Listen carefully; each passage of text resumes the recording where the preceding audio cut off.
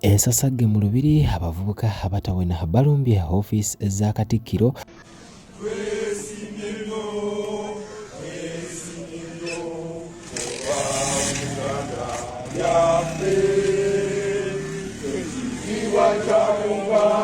Njakusaba akavidiyo kano kampereka like ebbaluwa Ssangalya-Mbogo ayogedde bulwadde ki obuluma taata we era nga ono agambye bwe yagenzeeko okuba nga alaba kitaawe kakati maaso ngenda kuwulira biki byamusanzeeko era bw'atyo ne Uganda n'abalabula ate ku mbeera eriwo ku Bwakabaka bwa Buganda. Ssangalya-Mbogo ngenda kuba nga mukuba maaso mpendowoozayo ate ku bavubuka bano abatawena abalumbye Katikkiro Mayiga nga babanja Ssaabasajja Kabaka. Bano kiddiridde okuba nga amawulire gatambula era ku mitimbagano egy'enjawulo bategeeza nti kibi nnyo okuba nga Ssaabasajja Kabaka tasobola kuba nga ate obuliawo yeyogerera ate mu mbeera bweti. Kati bano awali ku lubiri Emmengo olubadde awo ne balumba ate ne basaako ne batandika okuba nga bawanda ebigambo mu maaso awo bengenda okuba nga nkuwakatikkiriza ate nkuwe ate ku Katrina Ssangalya-Mbogo ebigambo byayisizza wali ku mutimbagano gwe ogwa Facebook.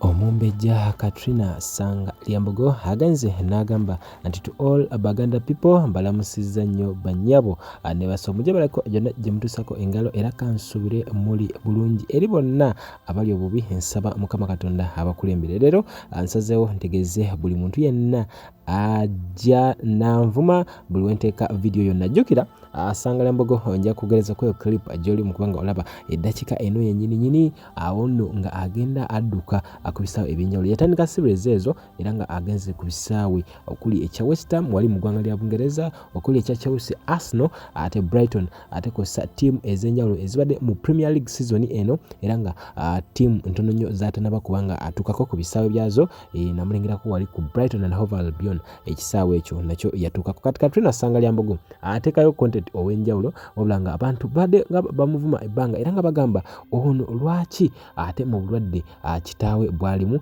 atali kulaga mbeera yonna ya nnaku ye alaga musanyufu. Taata we tetumanyi oba mulwadde oba si mulwadde but okusinziira nga bwe bitambula biraga nti bambi Ssaabasajja Kabaka wa Buganda embeera ye yo atewomesa nakabulu. Kati Katrina ono bibadde bimuluma okusinziira ku kiwandiiko kino kyatadde ku mutimbagano gwe ogwa Facebook. Agamba you are complaining about dad.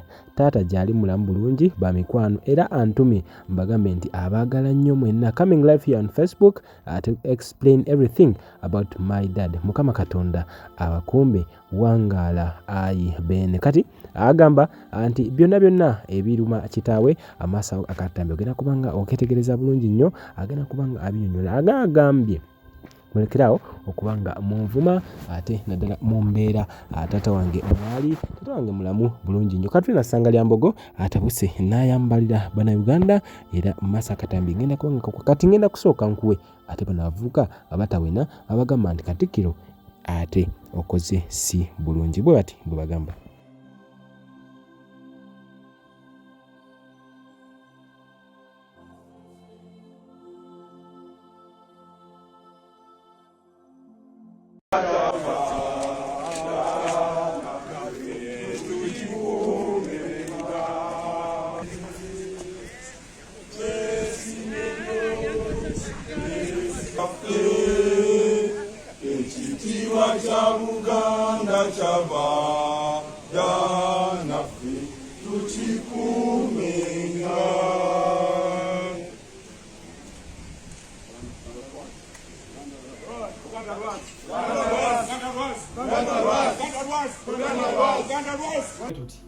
Era nga wano we tuli Rainbow Studios ndina abasajja ate abakwasaganya ensonga bakola ebintu ebirala bingi nnyo bitugenda okuba nga tubannyonnyola. Omuntu wawulira Rainbow Studios kyawulira kyategeeza katandika esayidi zeno bulamu bulungi bulamu bulungi bweyagala amannya go kweyagala mba nkulimbye abantu babulira amanya bampita 80i ya gemanya nasubuka wano ku Rainbow Studios era nga ndi muyimbi ku Rainbow Studios. Kiri kitya? Kiri siteri. Amanya go? Amanya bampita Mark Charita. Mark Charita. Yes. Ona Mark Charita yakola biki?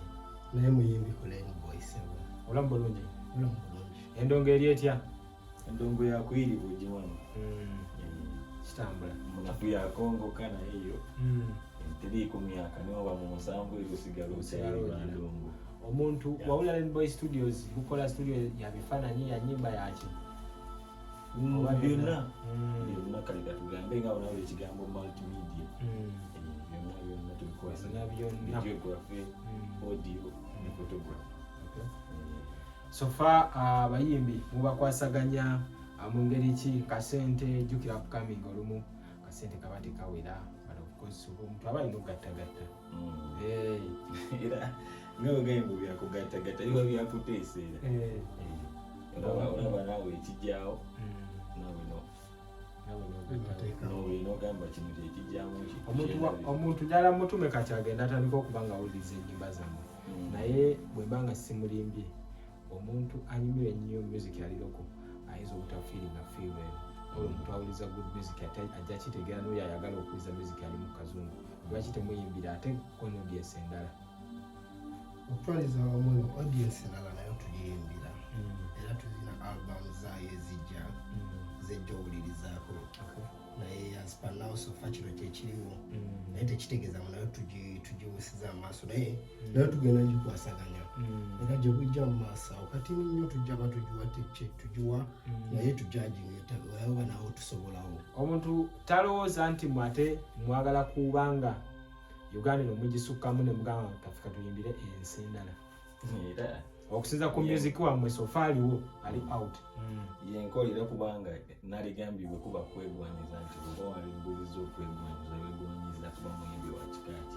era naffe twegwanyiza kubaabo abakuba ensi yonna abakuba ensi yonna si bano nti bawanooka kubanga era ne bana abawanira nabo tuba mwebali mu nsi tugamba mwaleyo tugisazeeko ate yeddiina Hands Pro Live ono 80i then ono Mark Charita I wonder boy yujigo tulijala tumalize what else can you talk about Rainbow Studios in case someone wants to record a song enyimba nyingi ezikoleddwa wano very gye twali before naye nga so far kiri kityawo byo byakuteesa kubanga okimanyi buli omu ajja n'endiiro ye ebyanza okuba nga alina content ayagala mu mixing ayagala mu mastering ayagala oli ayagala amaboozi gokka so era ojja n'otukyalina awandiika abawandiika abawandiisi